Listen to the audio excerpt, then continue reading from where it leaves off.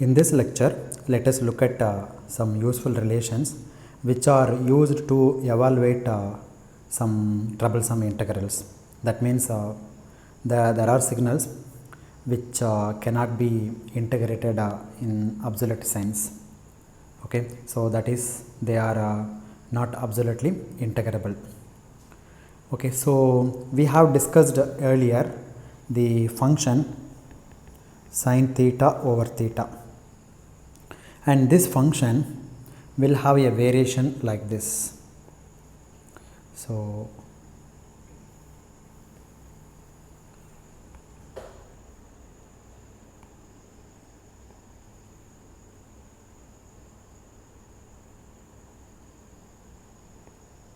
the negative side also it like this. In fact, it is symmetric, but I couldn't draw it very neatly. And this function is the y-axis sin theta by theta. Okay, and the maximum amplitude is 1, and it crosses the 0 point at pi, 2 pi, 3 pi, and so on and so forth. This side minus pi, minus 2 pi, minus 3 pi. Okay, so we are interested in the value of the integral of such a quantity. So I have sin theta by theta, and I would like to find out the integral of this quantity, let's say from 0 to some value. Okay, some value theta. Since this limit also theta and this also theta, then let me change this any one. So integral of sin alpha over alpha d alpha and 0 to theta. We would like to know what is this quantity. Okay, and this type of integral is referred to a sine integral. There is a special name for this guy, sine integral. Okay, and this is given by the symbol si of theta. Therefore, the sine integral si of theta is equal to integral of sin alpha divided by alpha times d alpha, and the limit is 0 to alpha. Okay, so this is pronounced as sine integral of theta. The variation of sine integral of theta versus theta would be something like this. If you plot it, let's say this value is pi by 2, and this function rises and again comes down and keep on oscillates and settles to pi by 2 eventually. Okay, asymptotically it reaches a value which is equal to pi by 2. Okay, so this is a relationship which we will assume. That means you start from this point theta equal to 0 and go on integrating. Like you take the function sin theta by theta like this, and what you are doing from 0 to you can keep on integrate to the right hand side. Okay, so you take sin theta over theta and integrate from 0 to, let's say, some point theta. Okay, if you do like that, if you integrate from 0 to theta, then it eventually reaches the value of pi by 2. Generally, if you integrate, what will you get? You will get the area, right? That means what? If you calculate the area of this guy like this entire area is going to be how much? Pi by 2. Likewise, if we integrate in the negative direction also, if we add up all these areas will be again pi by 2. So the total area is equal to pi over 2 plus pi over 2, which is equal to pi. Okay, so this is a important relationship that we should remember. Now it is easy to remember this particular value pi by 2 because again let me draw the diagram, then like this. Okay, and here also it keep on goes, and what is this point? Pi, and this one is 2 pi, and this height is 1. Okay, now what you do, you draw a line like this. Okay, and this height is 1 and this width is pi, right? What is the area of this triangle? This triangle, right? You take this area of the triangle, and this is half times base times height. Half times, what is the base? Base is pi.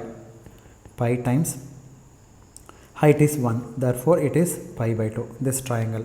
But there is some small area left out here, if you look at. Okay, this area is left out like this, small area. Okay, so let me call this area is 1, and again this is negative area, let's say 2, and this is positive area, let's say 3, and again negative area, let's say 4. So now the area under the triangle is pi by 2, this is pi by 2. Also the area under the curve from 0 to infinity is pi by 2.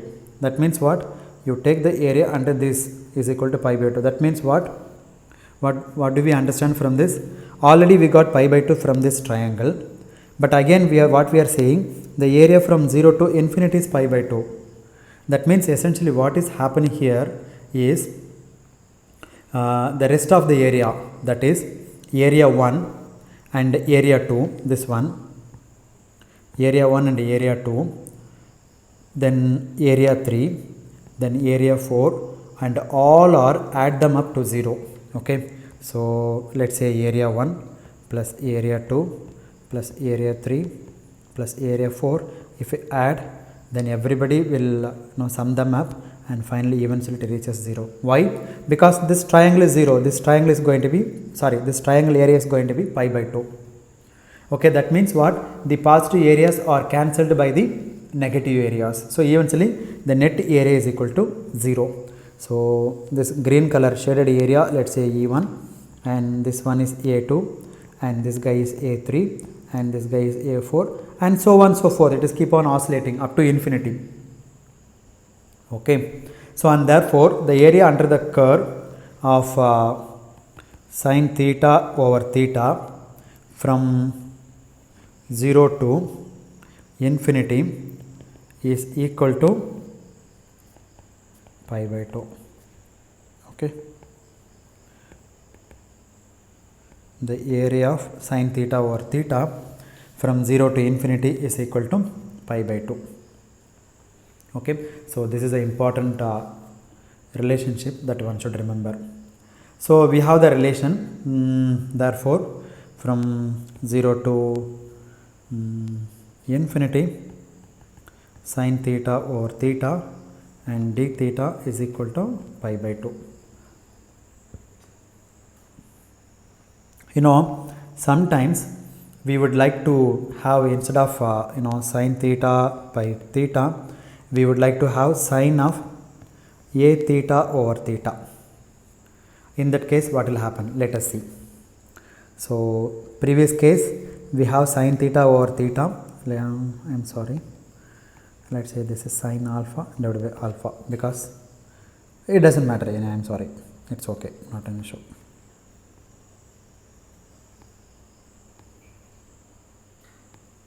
Because the upper limit is infinity, it's not an issue. So in this case we have sine theta over theta times d theta. Now what I am saying is sine of a theta. Look at here, a theta is there.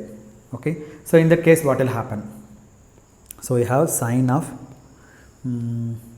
let's say a theta over theta times d theta, because sometimes we will encounter an integral in this form, where the argument of sine is not theta, it is a times theta. In that case what to do? And again the limit is 0 to infinity. Now let us consider two cases here where a is positive. Then certainly we can say this integral as integral of sine of a theta divided by theta times d theta, multiply both numerator and the denominator by a. So again this I can write as sine of a theta divided by a theta, then derivative of a theta, because a is constant after all, you can write like this. Now compare this guy, let's say equation 1 and sine theta by theta times d theta, equation 1. Now 1 and 2 both are same. Okay, so again this area also will be equal to pi by 2, because a theta can be replaced by another variable x. Okay, suppose if you put a theta is equal to x, then it is going to be sin x by x, and then it is dx in the same format, again 0 to infinity, then it is pi by 2. So therefore this integral is again equal to pi by 2. But if a is negative, then no doubt that integral of sine of minus a theta divided by minus a theta d of minus a theta, right? So this minus and that minus will get cancelled, and then limit also changes. Okay, the limit is not 0 to infinity, it is what? It is from 0 to minus infinity, the limit is. And sine of minus a theta becomes minus sine theta minus sine of a theta divided by a theta times d of a theta. Now without this minus sign, what is this guy? This guy is pi by 2, and if you put the minus sign front, that means what? Now the area is minus pi by 2. What does it mean? Instead of integrating from 0 to infinity, you are integrating in the reverse direction. Okay, integrating in the negative direction. That's what we get this minus sign. Negative sign we got because you are integrating in the negative direction. That's why we are getting this negative sign.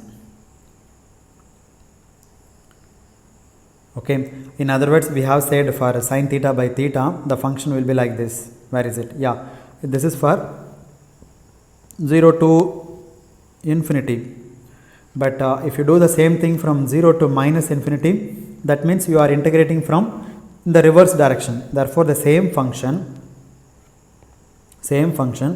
it comes like this, then it keep on oscillates. I'm sorry, the figure is very bad.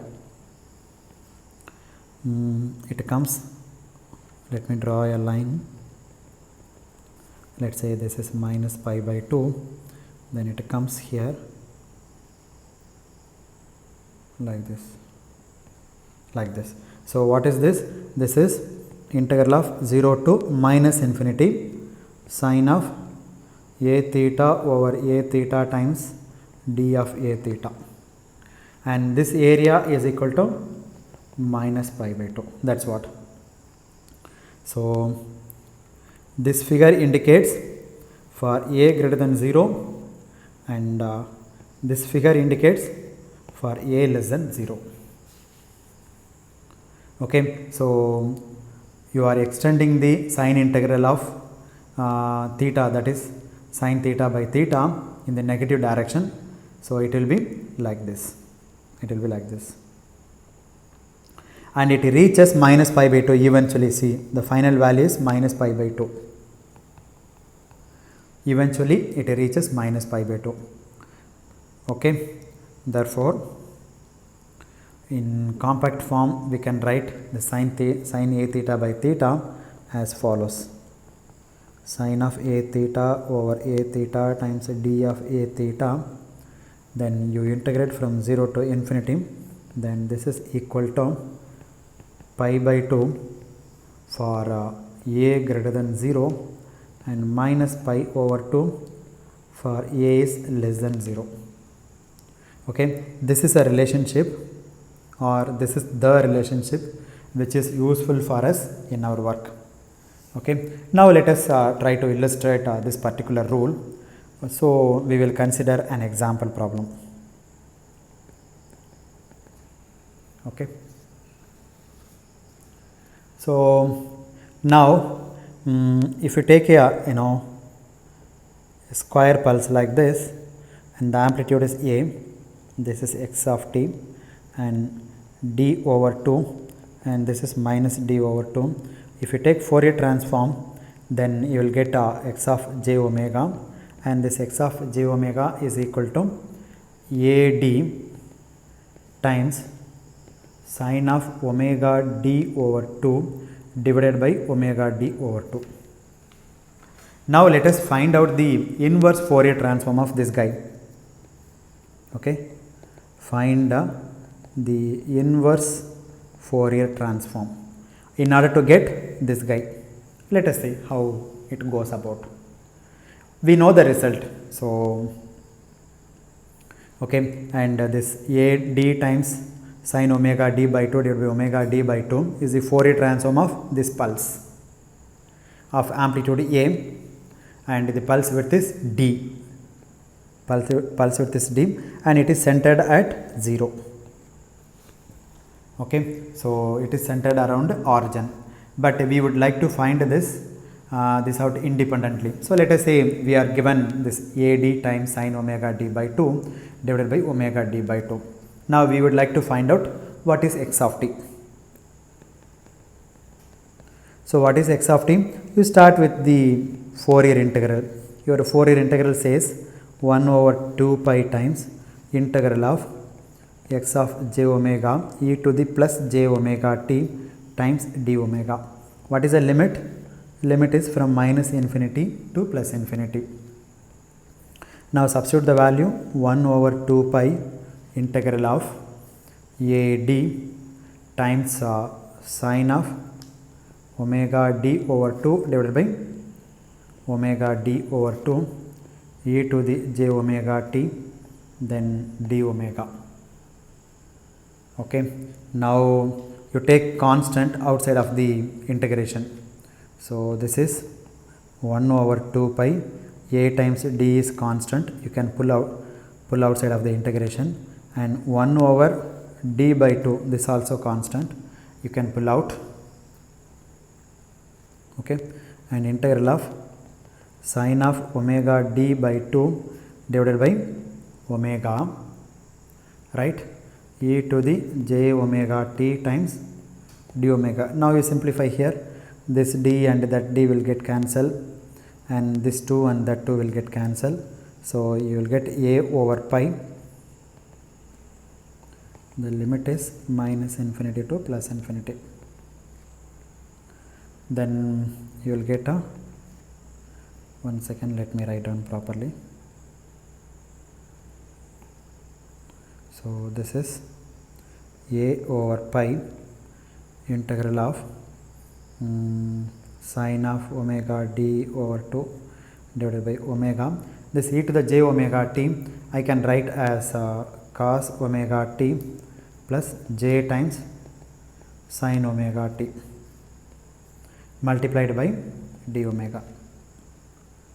Now I can break this integration into two integrations, a over pi integral of sin omega d by 2 divided by omega and cos omega t dt plus j times a over pi integral of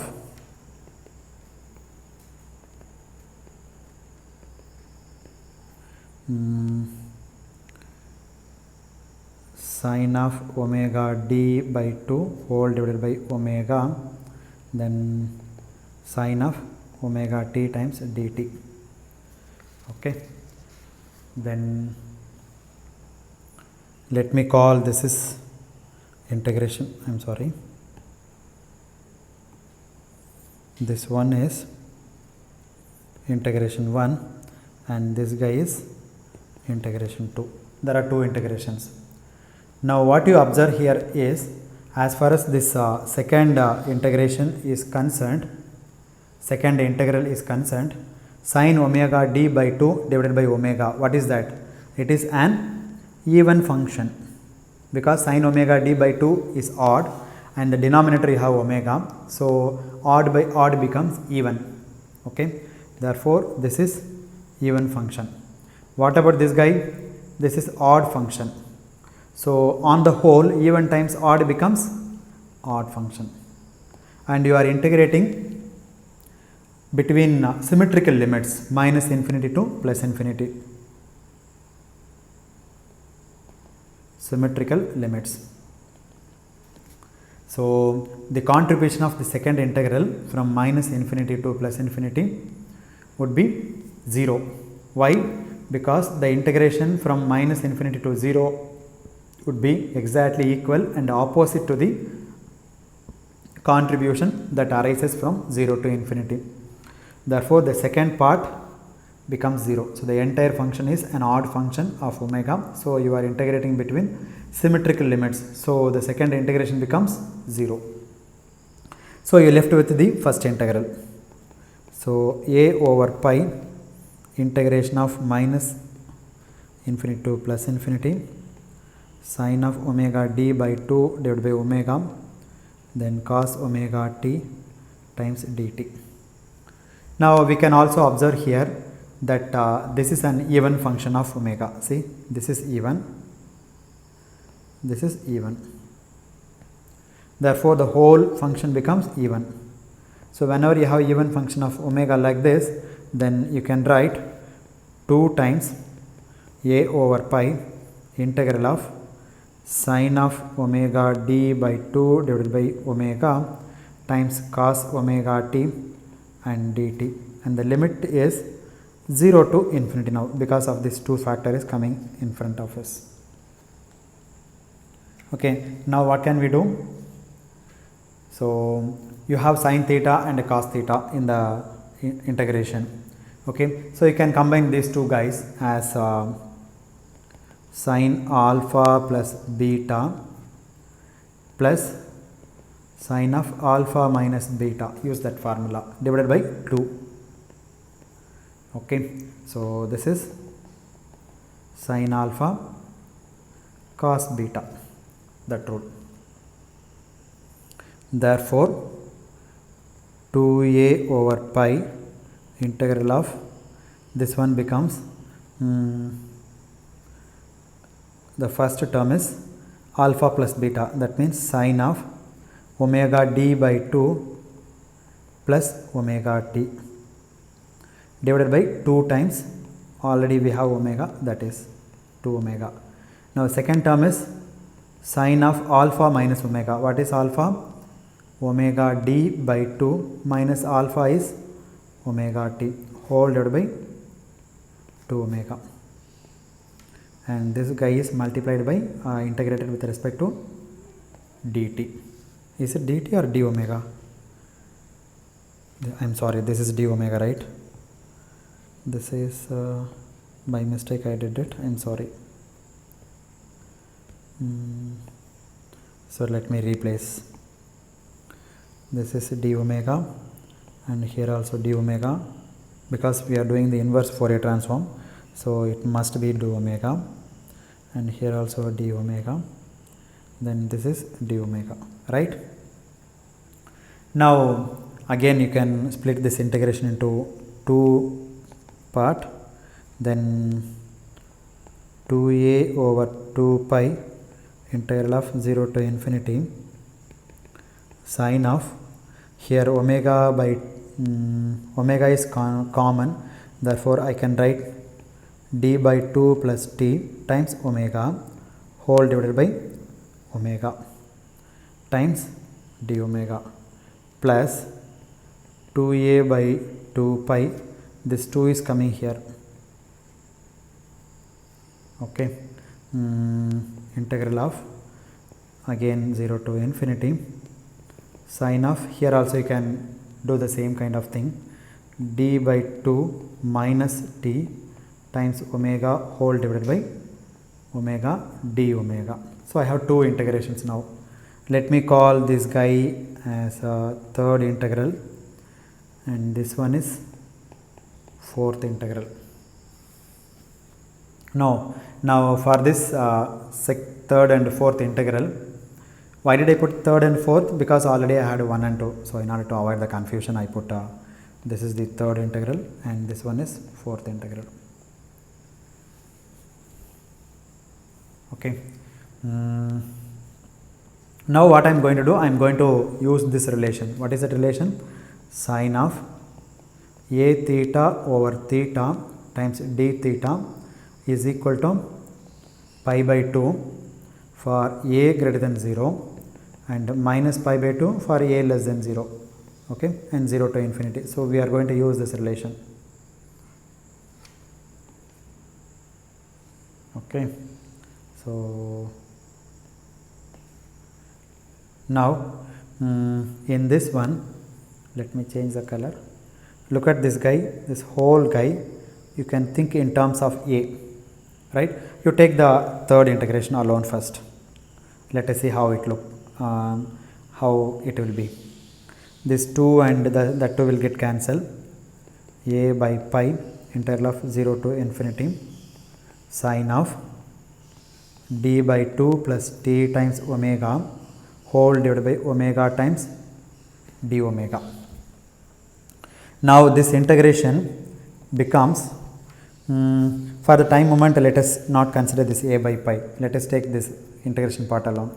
So this is going to be pi by 2 if d by 2 plus t is greater than 0, right? That is positive. That means what?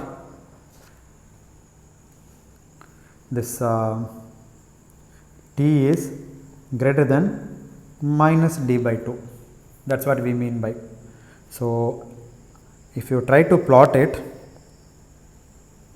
this is my t axis and this is minus d by 2 and this is, let us say, plus d by 2. Whenever t is greater than pi by 2, then it takes the value of, this value is pi by 2. If it is less than 0, then it becomes minus pi by 2. Recall the definition, okay. So minus pi by 2 for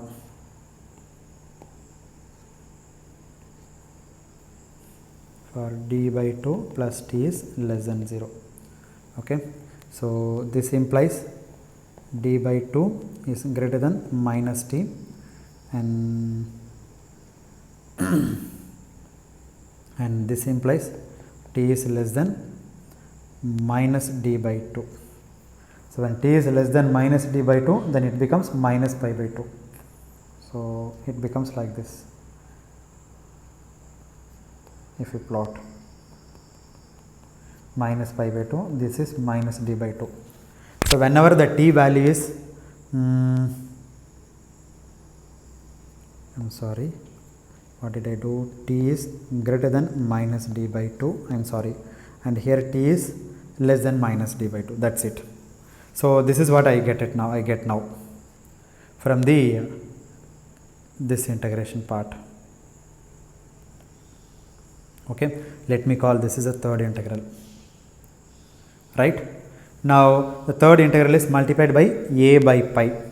So this pi by 2 is multiplied by a by pi, pi by 2 times a by pi.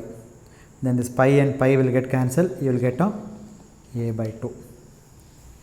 Is that right? Yes, a by 2.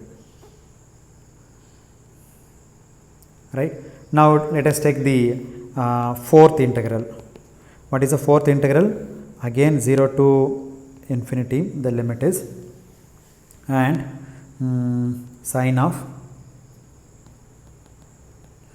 d by 2 minus t times omega whole divided by omega, then d omega.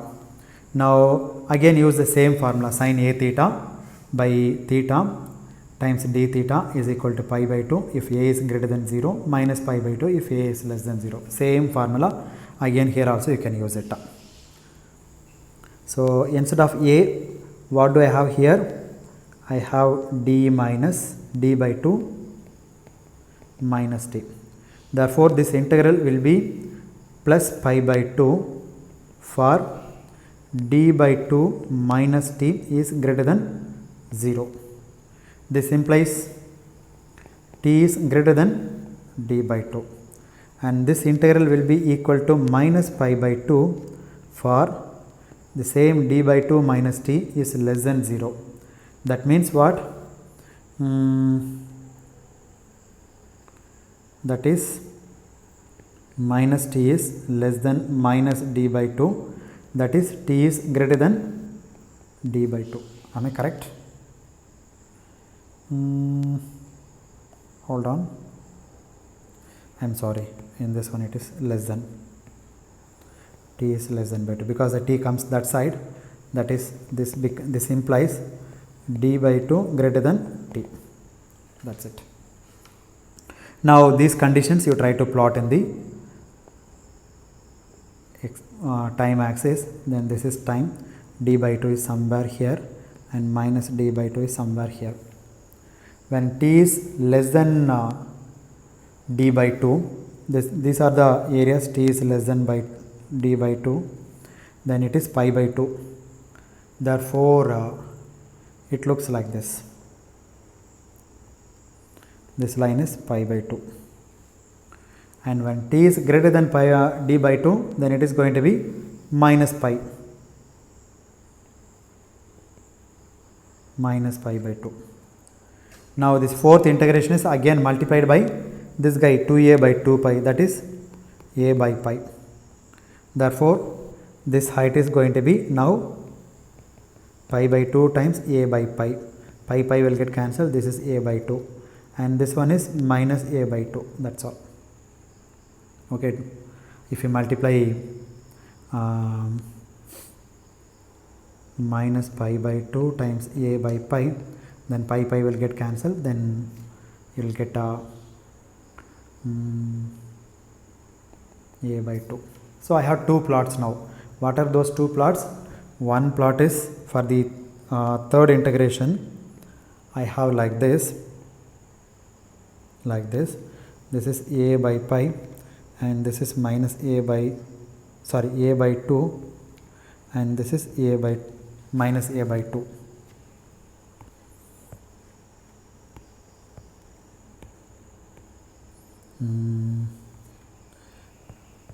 A by 2 minus a by 2. Okay, this figure is coming from due to third integral, and due to the fourth integral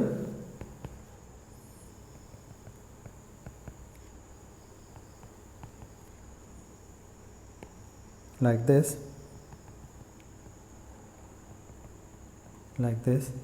then this guy is plus pi by 2 up to d by 2 and suddenly goes down and it becomes minus pi by 2, that is minus a by 2 and this is plus a by 2. Now you add term by term, okay, and this figure is due to fourth integration R. Now add 2 and 3 and 4. Now in this region I have minus a by 2, and in the same region I have plus a by 2. If you add these two guys, the net resultant will be up to, it is 0. Okay, the moment you enter this region,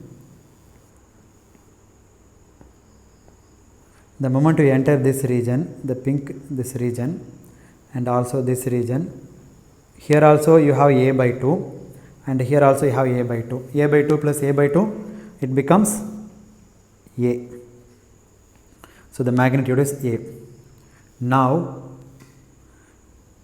you take this region and here it is pi plus a by 2, but in the same corresponding region in the second figure it is minus a by 2. If you add these two guys, then it becomes 0. Therefore from greater than d by 2 it is 0.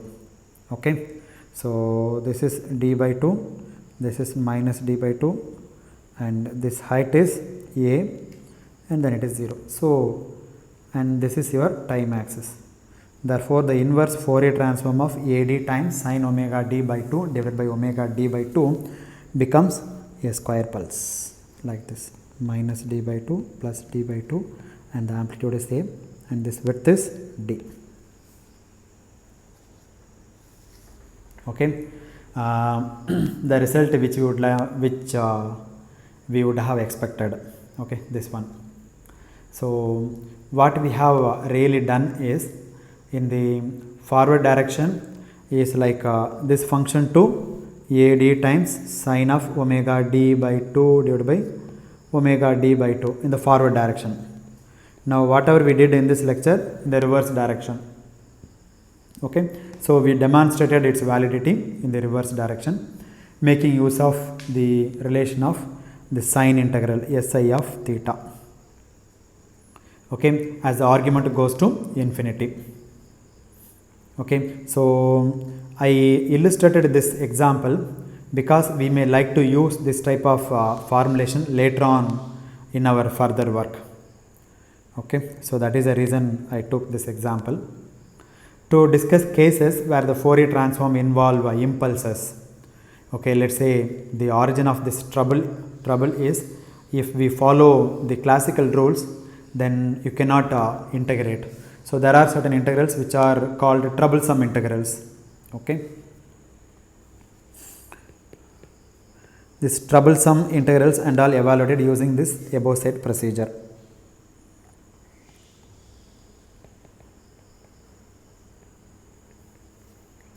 So some troublesome integrals. Okay, so the above said example, in the forward direction we have got a pulse. Okay, that pulse, if you take the Fourier transform, then we find then we got AD times this one. Okay, we got a pulse and that pulse becomes like this if you take Fourier transform. When you went in the reverse direction RD, then we have to work a little hard to get at the final pulse function. Now let us consider another example. We know that del of t, if you take Fourier transform, then it is 1. Now let us check or let us validate this result in the reverse direction. Forward direction, no problem. Okay, you substitute del of t and multiply e to the minus j omega t and dt, and the limit is minus infinity to plus infinity, and this is equal to 1. Easily you can show it. How? You know the relation x of t times del of t is equal to x of 0 times del of t, right? So del of t. So therefore what we do here is, this is integral of del of t times e to the 0 times dt. Then what is this precisely? Area under the delta function or impulse function. So this is equal to 1. Therefore easily you can get the result in the forward direction. Now let us validate this in the reverse direction. Now we should be able to get del of t. So therefore let us find out inverse Fourier transform of 1. So in the inverse Fourier transform of 1, I should get a del of t. Let us see whether we will be able to get it or not. So inverse Fourier transform I generally represent like this: f inverse of 1 is equal to what? Okay, so the inverse Fourier transform x of, by definition, x of t is equal to 1 over 2 pi integral of x of j omega times e to the plus j omega t times dt or d omega. Okay, so 1 over 2 pi, what is x of j omega? Fourier transform of your del of t, 1 times e to the j omega t times d omega. And when you are trying to integrate, you have some difficulty because you have got infinity as the limit. Okay, so in any case, let's see what this actually means. So if you try to integrate this one, then you will get 1 over 2 pi, then e to the j omega t divided by t, and the limit is minus infinity to plus infinity. Okay, so we don't know what is the value of e to the plus j infinity and e to the minus j infinity. So we will be in trouble. So we don't get any closed form answer for this guy. So this is wrong. Okay, therefore what to do? you took 1 put 1 over 2 pi, then integral of e power j omega t becomes cos omega t plus j times sin omega t and d omega. Now break this integral into two parts, I mean two integrals, 1 over 2 pi integral of cos omega t d omega plus j times integral of sin omega t and d omega, and the limits are minus infinity to plus infinity. Okay, so far so good. But if you try to integrate, you get, for example, if you try to integrate this guy, what will you get? 1 over 2 pi cos omega t becomes sin omega t, and the denominator you have t, and the limit is minus infinity to plus infinity. Now again we are in trouble. Okay, so we don't know what is the sin infinity value, right? So when you try to substitute for omega equals infinity, then we will be in trouble. Then you don't know what that amounts to. So this type of integration does not allow itself or does not lend itself to analyze by the classical methods. So these kind of things you cannot analyze.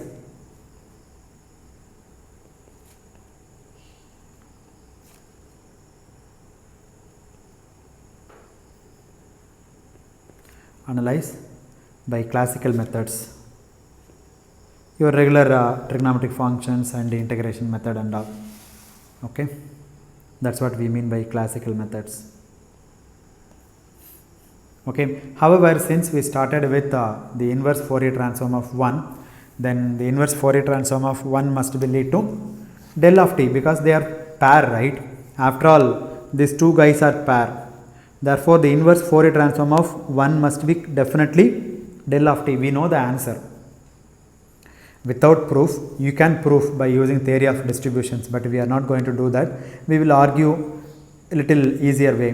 Okay, so when you take Fourier transform of del of t, then you got 1. Similarly, when you take inverse Fourier transform of 1, you must get del of t. Therefore, this integral like 1 over 2 pi cos omega t times d omega minus j times j by 2 pi integral of sin omega t times d omega, and the limit is minus infinity to plus infinity, and this result must be equal to what? Del of t. So we know the answer. Now let us see, can we simplify this a little further. Okay, now consider the second guy. What is this guy? You have symmetrical limits minus infinity to plus infinity, and the sin omega t is an odd function. Then what happens to the second integral? It becomes 0. Therefore, 1 over 2 pi, wait a minute, okay, somewhere I missed one value. Let me see, where is that?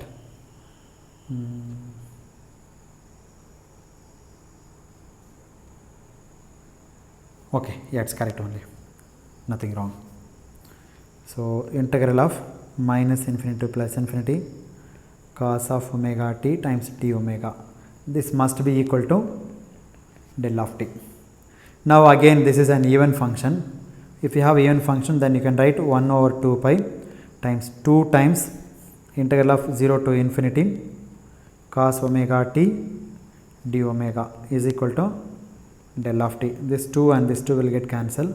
So integral of 0 to infinity cos omega t d omega, then this must be equal to pi times del of t. So this is the result that we should remember.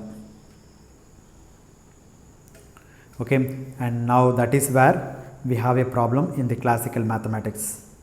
And after the impulses came to be used in analysis of systems, then after their usefulness is recognized. Okay, this usefulness of del of t is recognized. Previously, the mathematicians struggled to integrate this. Okay, they were unable to integrate. So once you got this del of t, then it's very easy to integrate. So such a powerful, function this del of t is. Mathematicians have developed a branch in mathematics called theory of distributions, with the help of which the analysis of the mathematical methods using impulses are put on more rigorous basis. Okay, because we will not go into that. Okay, but we will not go into that. But we will, however, make use of certain results from the theory of distributions. And one result is this guy. Let me call number 1. Okay, this result is called the theory of distribution result. Okay, now let me write down some important results from the theory of distribution, and we will not prove it here. Okay, in fact, it is out of scope of our course. Let us use the result and try to find the Fourier transform of some functions which are not absolutely integrable, like u of t, sin omega ct times u of t, and so on and so forth. Okay, so we will use them for our future work or further work. So some important result or results. Okay, now limit t goes to infinity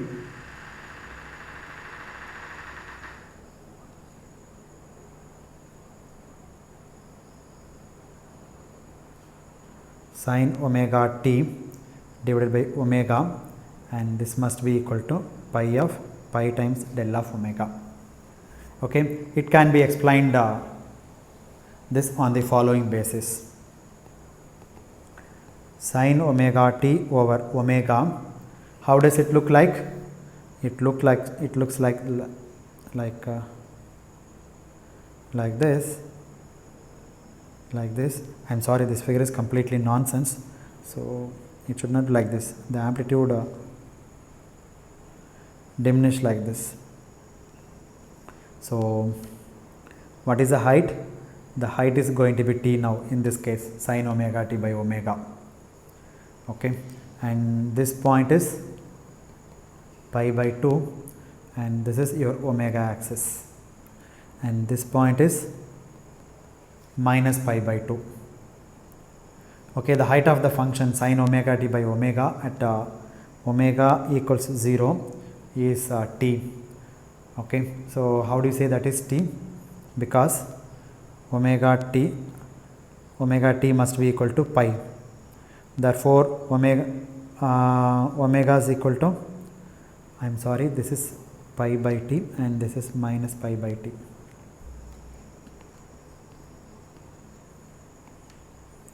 Pi by t minus pi by t. Okay, so omega is equal to pi by t. At this point the function becomes 0.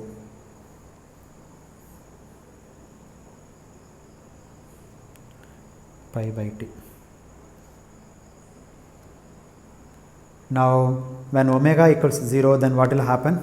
It becomes sin 0 by 0. So you again differentiate once, then sin omega t by omega, it becomes 0 by 0 form.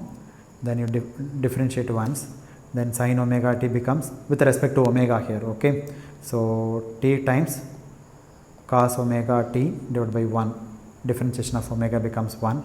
Now you substitute omega equals 0, then you will get t. Therefore when omega equals 0, this is the height of the function. Now let us inquire as what happens when t becomes larger and larger, right? So the function is like this,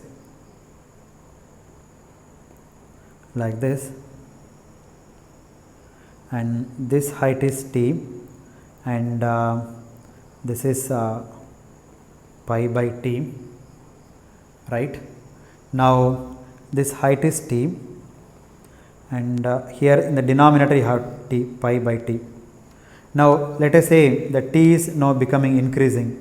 If you keep on increasing, then what will happen? This height will be increased, but here the t is in the denominator. If you increase the denominator, the whole thing comes down. Comes down means what will happen? Your function will shoot up like this.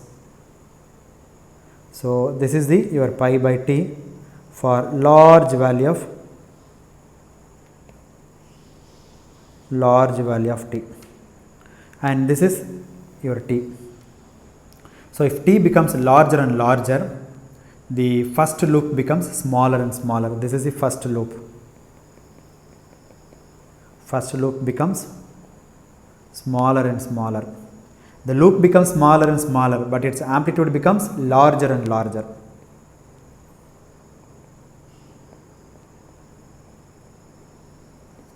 Okay. And we have already seen that the area under this curve, as far as the positive side is concerned, pi by 2. See, this total area from the positive side must be equal to what? It is equal to pi by 2. Similarly, in the negative side also, this must be equal to pi by 2.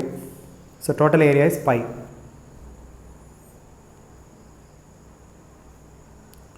Okay. So therefore that means the area under this curve is pi by 2, both in the left hand side as well as in the right hand side. Okay, no matter what t you use, okay, either use t is very less or very large, the area is always pi, total area. So the area from minus infinity to plus infinity of this is pi. So as t becomes larger and larger, the loop shrinks. Okay, this loop shrinks. Maybe that loop looks like, maybe I will draw here.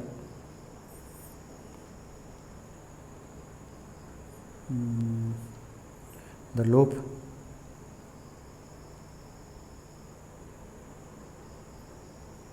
shrinks like this. This is for larger value of t. And what is this axis? Omega. Okay, so if you take and then you have a very large amplitude. This amplitude is large amplitude because the amplitude is t. When you make t bigger and bigger, then the amplitude becomes very big. What about this width? Width comes to close to 0. Why is too close to 0? Because this point is pi by t and this point is pi by t. Then since it is in the denominator, this width will be reduced, this guy will be reduced. Okay, and the width becomes 0. So that is essentially the characteristics of an impulse. We know the characteristics of impulse. What is it? At t equals 0, it has very large amplitude and the width is very small width, let us say delta omega. Okay, therefore when t becomes larger and larger, this loop has the characteristic of, first loop has the character of an impulse function. Okay, so if we keep on increase the value, then finally it looks like an impulse. Okay, and the impulse value of pi and the strength will be pi. So the impulse is situated at omega equals 0. That is where you have a spike. So you can justify this in this fashion. Okay, so therefore limit, where is it? Yeah, this one. Limit t goes to infinity, sin omega t by omega becomes pi of, is it delta of omega or del of t? I am sorry, this is a del of t actually. Okay, in the time domain it is t. No. Del of omega only, because it is the omega axis only, no, it is omega, right. Similarly, you can have the certain results. We derived from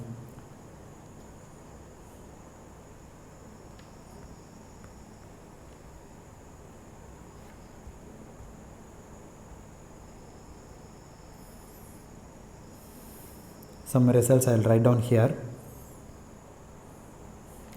Okay, so integral of 0 to infinity cos omega t times d omega, this is equal to pi times del of t, and then integral of cos omega t times dt, then it is pi times del of omega, the limit is 0 to infinity.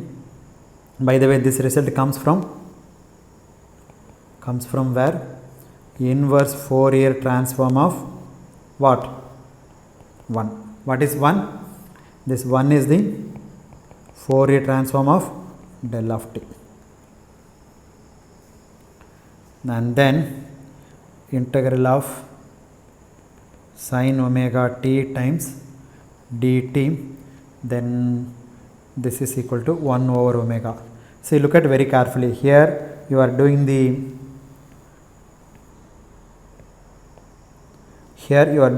the integration with respect to omega, so that is why the answer will be in terms of time domain, and here it is in terms of time domain, so the answer will be in terms of frequency domain, and here you are doing the integration with respect to time domain, therefore it is omega is in the frequency domain, the answer will be. Okay, now sin omega t times d omega, which is 1 over t. So let's say 1, 2, 3 and 4. These 4 results, please try to remember. So we assume this relation in our work when we derive the Fourier transform of functions whose energy content may be infinite. Sometimes may not be infinite, may not be finite. Okay. So these 4 relations are important for us. We will take this to be true in our further work. We will assume it. Okay. So we will not discuss how this formula or how it is derived. Okay, let us take it. So mostly it comes from the first 2 comes from your Fourier transform of inverse Fourier transform of your 1.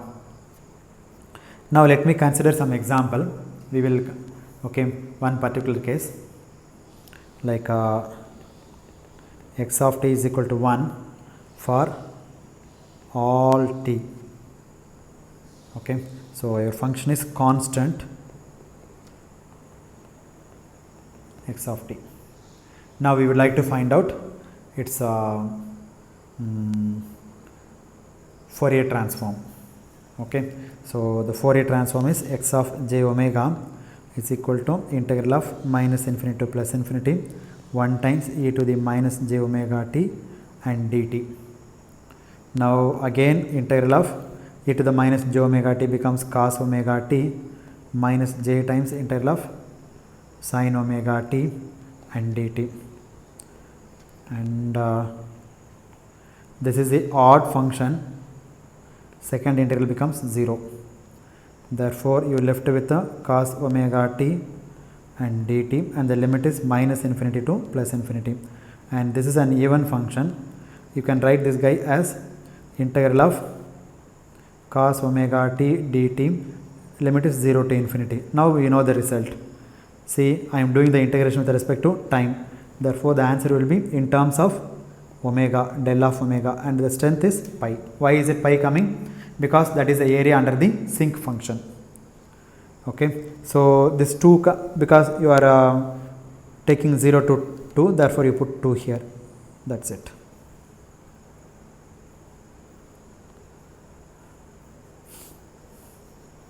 Okay, so this thing is going to be, hold on,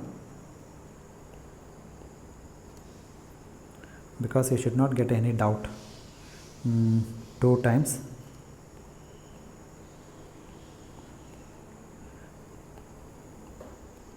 and this one is going to be what? Pi times del of omega. Why is it omega? Here t, so therefore omega comes. Therefore this is equal to 2 times pi times del of omega. So if you take the Fourier transform of 1, then you will get 2 pi del of omega.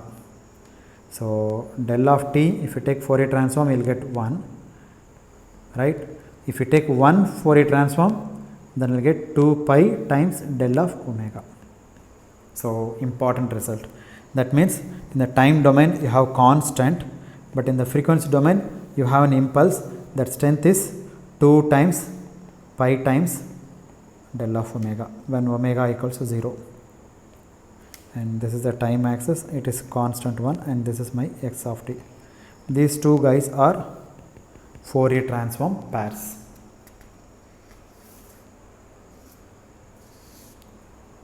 Okay, so the Fourier transform of this constant DC voltage is an impulse at omega equals to 0 at DC. Okay, mathematically this is fine. Then how do you explain this physically, or how do you interpret it?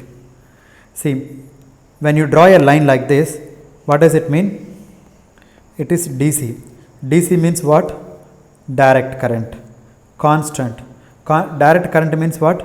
Frequency equal to 0, right? I don't have any other frequency. There is no changing.